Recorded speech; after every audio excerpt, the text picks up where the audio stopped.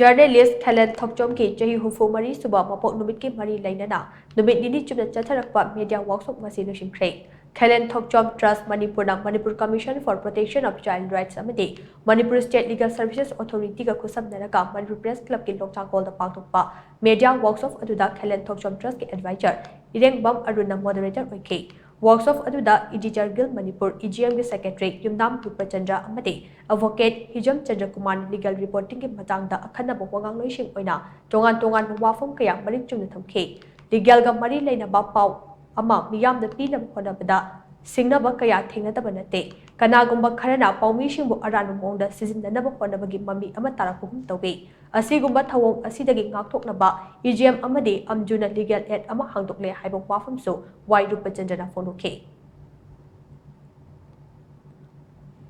kanagumba khabar ma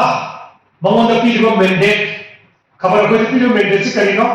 to be the eyes and ears of the public. Public ki mit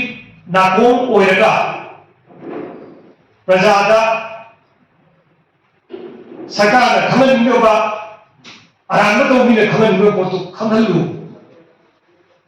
akoi mandate ki manunda akoi prajada